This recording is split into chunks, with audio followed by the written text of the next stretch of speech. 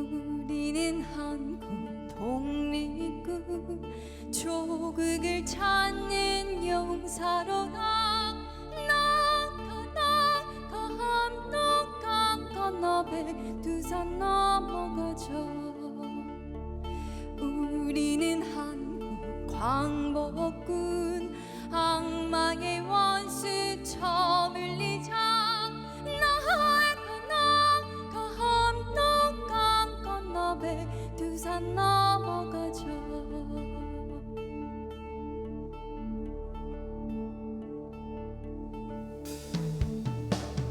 진주 우리나라 지옥이 되어 모든 우탄에서 헤매고 있다. 동포는 기다린다. 어서 가자 고향이. 등잔 밑에 우는 형제가 있다. 원수한테 밟힌 고통이 있다. 공포는 기다린다. 어서 가자 조국에. 우리는 한국 독립군 조국을 찾는 용사로다.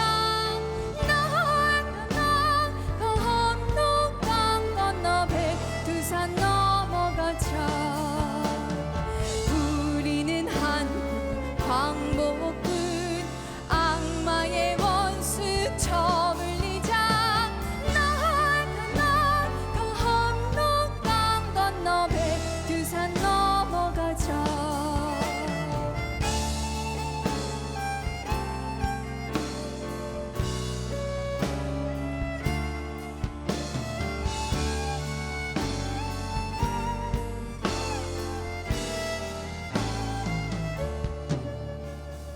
우리는 한국 광복군 조국을 찾는 용사로다.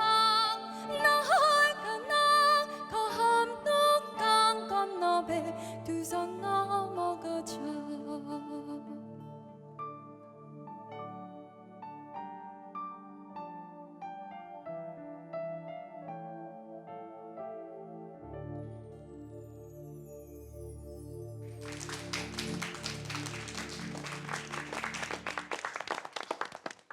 네, 안녕하십니까. 10월 24일 오늘은 청산리 전투 100년이 되는 역사적인 날입니다. 100년 전 1920년 상해 임시정부는 그 해를 독립전쟁 원년으로 선포합니다. 그리고 1920년 6월 7일 봉오동 전투에 승리가 있었고 곧이어 10월 21일부터 약 일주일 동안 청산리 전투가 있었습니다.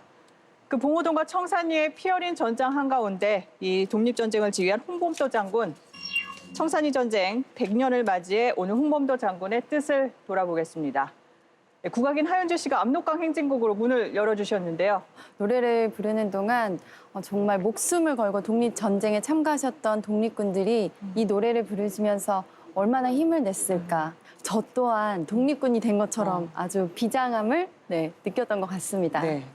그리고 오랫동안 무장독립투쟁사를 연구해온 반병률 교수님 함께했습니다. 교수님, 그 한국 무장투쟁사에 홍범도 장군 아주 큰 영향을 끼치신 분이죠. 예, 홍범도 장군은 한국의 항일 무장투쟁사를 논할 때 빼놓고 얘기할 수 없는 분입니다. 네. 그 정도 중요한 위치를 차지했던 분이죠. 그리고 육군사관학교 이상훈 교수님, 독립군의 전략 전술을 연구해 오셨습니다. 생도들에게도 홍범도 장군 얘기를 가끔 하십니까? 네, 우리 국군의 뿌리가 바로 독립군과 광복군입니다. 네. 그 육사에는 또 교정에 우리 국군이 사용했던 탄피를 가지고 흉상을 만들어서 그 정신을 기리고 있습니다. 네. 특히 오늘 방송에서 홍범도 장군에 대한 이 대단히 귀중한 자료를 공개하려고 합니다. 전설의 독립군 대장, 민족 영웅 홍범도 장군의 이 생전의 생생한 모습이 담긴 영상인데요. 오늘 시청자 여러분께 최초로 공개해드립니다. 근데 이게 네. 100년 전이잖아요. 네. 사진이 아니라 영상이 진짜 있는 건가요? 네, 그렇습니다. 독점 발굴 영상 함께 보시겠습니다. 이 필름은 1922년 1월부터 2월 초에 모스크바 크레물린궁에서 열린 제1회 극동민족대회 개막식 장면입니다. 네. 각국 대표들이 모스크바에서 내리고 소련의 소비에트 러시아의 사관학교 의장대가 환영했습니다. 지금 대회 단상을 보고 있는데요. 제3인터내셔널 지도자들입니다. 지노비에프, 트로츠키, 칼리닌 등의 어떤 당시 러시아의 최고 실력자들이 여기 나타나고 있습니다. 여기 이제 일본의 가타야메센, 네. 그 단상에는 여운형, 김유식 같은 한국의 그 지도자들도 들어 있습니다. 그리고 단하에는 이제 그 당시 참여했던 대표들이 모습이 이제 보입니다. 근데 저기 여자분들은 네, 그 앞에 이제 김원경, 돈 에라 이 두 분입니다. 상당히 당시로서는 최고의 인텔리였죠. 저 단어 삭발하는 분이 이제 홍범도 장군이고 홍범도 장군 약간 긴장한 듯 보이는데요. 뒤에가 최진동 장군입니다. 아, 체격도 꽤 좋았던 걸로 보이십니다. 네. 자리가 자리인 만큼 모두 다 긴장하고 계신 듯한데요. 네.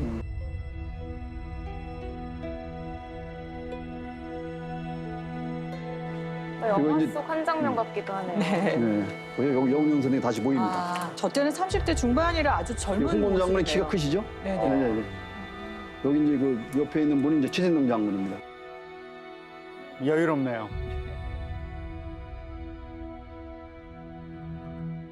약간 좀 긴장하신 것 같았는데 또 이렇게 보니까 웃으시고 막 서글서글하니 인상도 아주 좋아 보이시네요. 네.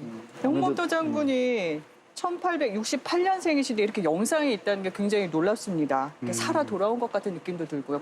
옛날 분인데 체격도 굉장히 크시고 조금 마른 듯하지만 왠지 카리스마가 있다라는 이런 느낌을 받네요. 마치 제 옆에 사는 이웃집에 굉장히 든든한 어떠한 뭐 이렇게 이웃 사촌 아니면 큰아버지 같은 느낌이 참 많이 드는 것 네. 같아요. 또 한편으로는 굉장히 이제 순박하고 따뜻함이 느껴지는 분, 그래서 인간미가 되게 넘치시는 분으로 보이십니다. 제가 교과서에서 봤던 그 홍범도 장군의 모습이 아마 저 모습이었던 것 같아요. 뭔가 옷차림도 딱 비슷해 보이고 그렇죠. 연배도 되게 신기했어요. 네, 맞습니다. 이게 홍범도 장군이 이제 러시아 적군 그 옷하고 그다음에 모자, 그다음에 옆에 차고 계신 권총, 그리고 이제 그거를 이제 제대로 이제 차시고서 이제 사진을 찍으신 거죠.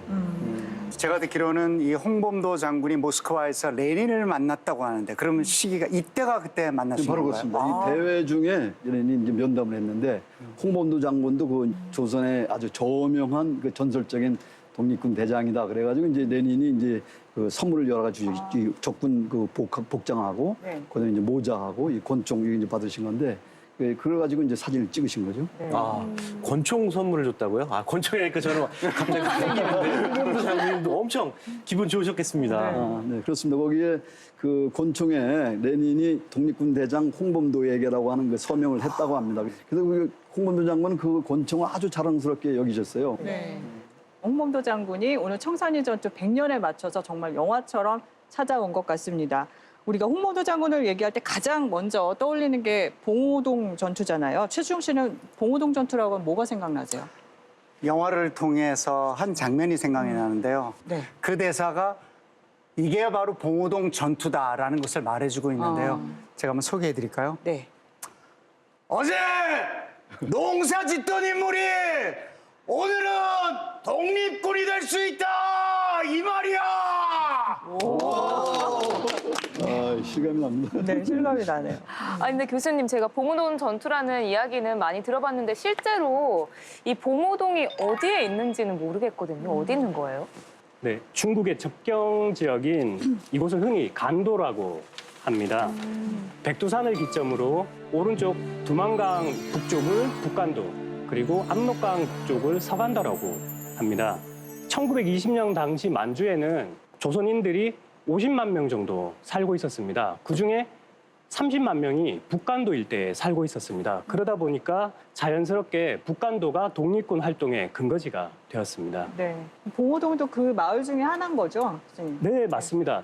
두만강을 사이에 두고 종성군과 원송군과 인접해 있는 곳입니다. 그럼 두만강 바로 건너 뭐 요즘으로 치면 대규모 한인타운 정도라고 보면 되겠네요. 네, 그렇습니다. 근데 반 교수님, 임시정부는 1920년을 독립전쟁의 원년으로 선포를 하는데 왜 하필 이 시기인가요? 근데 그것은 파리 강화회의에서 한국의 독립 문제를 그 열강들이 거론을 하면은 이제 한국이 독립될 것이다. 이런 전망의 외교 활동을 한 거예요. 그리고 국제연맹이 이제 파리 강화회의에서 결성하기로 국제연맹을 결성하기로 했는데 그것이 원래는 10월 달에 19년 10월 달에 열리기로 했던 것이 연기가 됩니다. 네. 그러면서 결국은 이제는 외세, 그러니까 미국을 비롯한 구미 열강들의 힘을 빌려서 우리 독립을 확보한다는 건 힘들다. 그러니까 우리 자력으로 우리 힘으로 이제는 그 무기를 들고 일본에 대항해서 싸워서 우리가 직접 독립을 쟁취해야 되지 않겠느냐. 그래서 1920년을 이제 독립전쟁을 시작하는 첫 들의 3차 이렇게 해서 이제 대외적으로 선포를 한 거죠. 네. 노선의 변화를 찾게 된 어떻게 보면 되게 중요한 시기였네요, 이때가. 네, 그렇습니다. 네. 근데 어떻게 홍범도 장군이 봉오동과 청산리 전투의 주역으로 이제 활동할 수가 있게 된지 궁금합니다. 예, 홍범도 장군이 이제 그런 여러 가지 경력상으로나 그 경험, 전투 경험으로 보면 뭐 타의 추종을 불허하는 그런 아주 독보적인 인물이죠. 그 연해주나 이게 북간도에 있는 그 동포들의 신임을 이제 한 몸에 받았던 분이었어요. 이분이 이제 그 가까이 지냈던 분이 이제 그 이동이라고 하는 분인데 이동이라는 분은 이제 실질적으로 우리 힘에 의한 그 무장 투쟁을 통해서 독립을 쟁취했던 그런 그 노선을 갖고 있던 분인데 그래서 네. 홍범도 장군은 이제 북간도로 가서 이제 독립군 총사령관으로 이제 활동해라 이렇게 이제 이동희 선생 그 다음에 이제 그 상해로 와서 임시정부 1919년에 임시정부에 이제 국무총리로 취임을 하게 됩니다. 11월 3일 날. 네. 독립군 명칭에 다들 대안이라는 말을 쓰기 시작했고, 그렇죠? 비로소 독립군이 대한민국 임시정부의 지휘 체계 안에 들어갔다는 의미로 봐야겠네요. 특히 이 시기 3.1운동 이후에 그 생겨난 그 독립군 단체들의 이름에 다 들어가 있죠. 대한군무도덕부, 대한북노독군부, 대한군정서부. 그래서 대한이라는 명칭이 이제는 대한제국의 의병이 아니라 이제는 대한민국 임시정부라고 하는 그래서 그런 의미에서 보면은 이 대한이라는 용어를 독립군 단체들이 많이 쓰게 된 거는 상당히 의미가 큽니다. 네. 의병과 국군의 차이. 그렇죠. 제가 불렀던 노래처럼 나가 압록강 건너 백두산 건너가자 이렇게 노래를 부르는데 정말 그 희망적인 기운이 넘쳐나는 것 같아요. 네. 네, 사실 1919년 하반기부터 독립군의 활발한 움직임에 따라서 일본군들의 그 정보 수집도 강화됐고 국경 수비를 위해서 병력 증가가 있었습니다. 독립군들은 이 일본군들의 그 방어선을 뚫고 국내로 진입해서 파출소, 우체국, 그리고 국경 수비대 등을 공격하고 통신선을 차단하기도 합니다. 1920년 3월부터 6월까지 국내 진입 작전을 시행했던 그 횟수가 32회나 되고 있습니다. 그리고 곧바로 봉오동 전투가 벌어진 거죠. 네, 맞습니다. 이 교수님 좀 자세히 설명을 더 해주시죠. 네, 알겠습니다. 네, 1920년 6월 4일 새벽 5시였습니다. 박승길이 이끄는 신민단 대원 24명이 두만강을 건너 국내 진입을 시도합니다. 이 과정에서 일본군 수비대와 교전이 벌어졌고 결국 후퇴해서 중국 땅 삼둔자 마을에 들어가 휴식을 취하게 됩니다. 아니, 전투가 아직 끝난 게 아닌데 그렇게 전투하는 중에 쉴 수가 있는 건가요? 두만강 건너편이 이제 중국 땅이죠. 네. 그러니까 이제 일본군이 넘어가게 되면 이제 침략이 되는 거기 때문에 그래서 실수는 있었던 거죠. 독립군의 동향을 보고받은 일본군은 오전 10시경 미미중이가 지휘하는 남양 수비대 29명을 출동시킵니다. 이들은 두만강을 불법으로 건너 삼둔자 마을로 진입하게 됩니다. 그런데 이때 신민단 대원들이 일본군의 움직임을 눈치채고 사격을 실시하면서 교전이 치열하게 벌어지게 됩니다. 그런데 6월 4일에 삼둔자 전투가 벌어지자 다시 6월 5일에 야스카와 소자가 지휘하는 추격대를 추가로 편성하게 되었던 것입니다. 그러다가 6월 6일 밤 9시 30분경 또 다른 신민단 부대가 남양 수비대를 공격하게 됩니다. 그래서 전투가 벌어지고 일본군 약을 아주 바짝바짝 올리고 있네요. 네, 맞습니다. 그때 종송에 도착한 야스카와의 부대들은 9시 30분경 작전 명령을 하다라고 새벽 3시경이 되면 두 부대가 합류해서 안산 앞쪽에 집결하게 됩니다. 일사천리로 움직이는데 첫 교전 후에 군대를 편성하고 불법으로 강을 건넌 게 불과 이틀이란 말이죠. 그러니까 그야말로 작정을 한 거네요. 네, 맞습니다. 합류한 일본군은 안산 일대 마을들을 수색하기 시작합니다. 그러다가 독립군으로 추정되는 병력들이 있는 것을 확인하고 또다시 교전이 벌어집니다. 이것이 바로 안산 전투라고 합니다. 한편 이 시기에 일본군들이 봉오동을 향하고 있다는 보고를 봉오동 쪽에 있던 최진동 장군과 홍범도 장군이 전해 듣게 됩니다.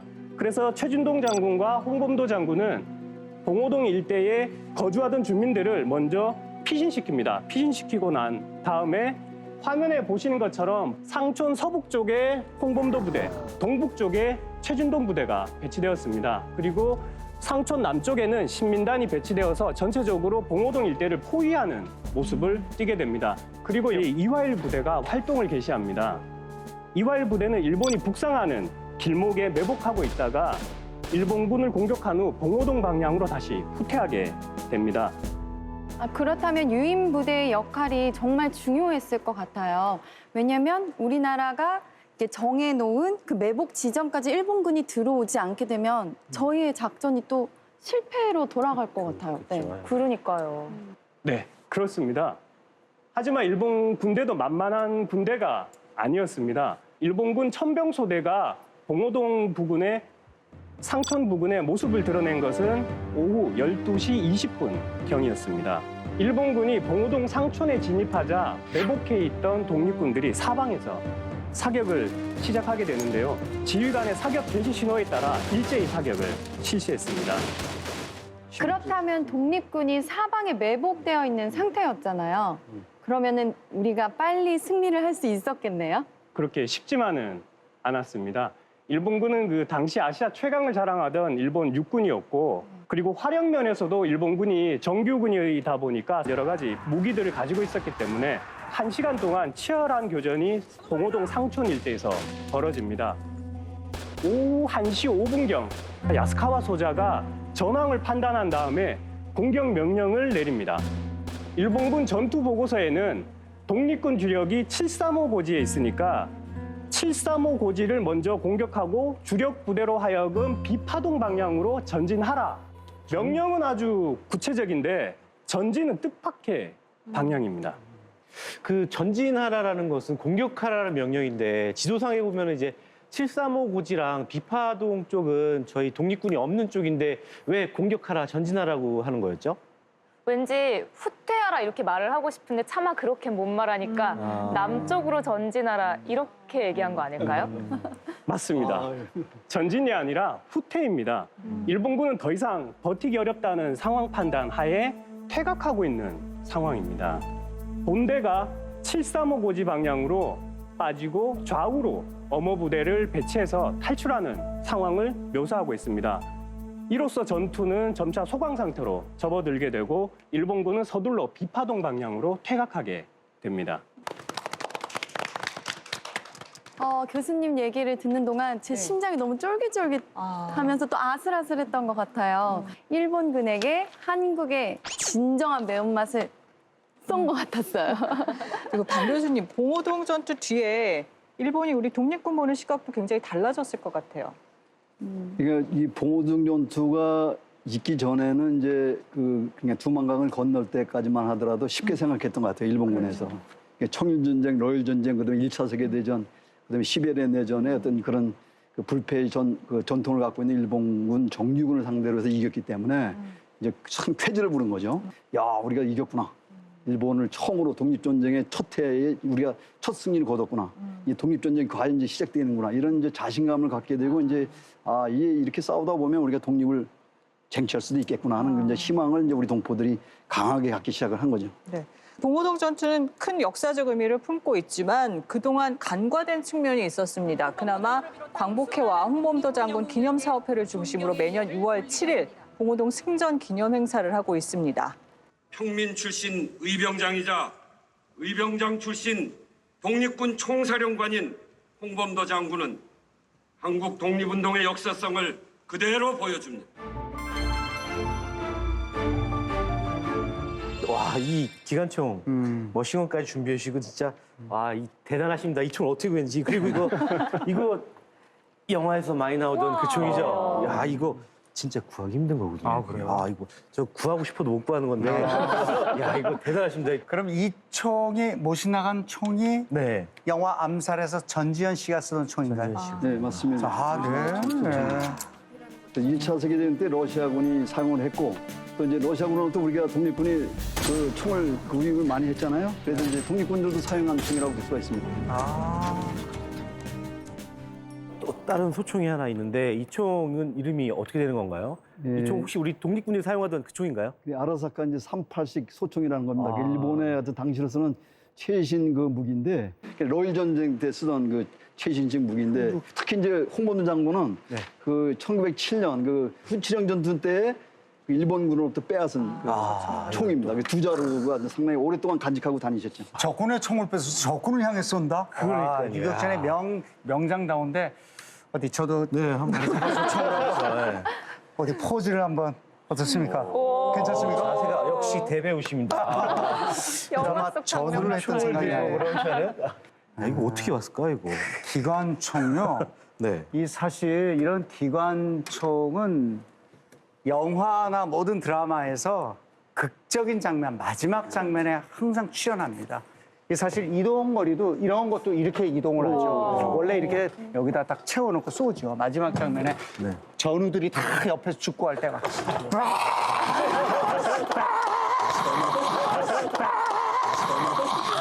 이렇게 쏘는 거.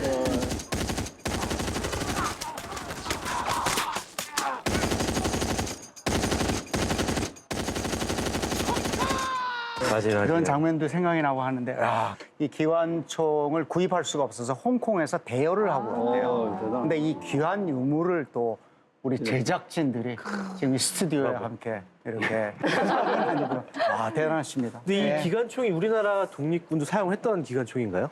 네, 맞습니다. 그 독립군들이 기관총을 비롯한 여러 무기류를 구입하면서 우리의 전력이 상당히 강화되었다고 볼 수 있습니다. 그리고 맥신 기관총 자체가 당시에 최신식 네. 기관총이었습니다. 진짜 이것만 있어도 전력이 확 상승했을 것 같습니다, 진짜. 만만치 않았을 것 같아요. 네. 네.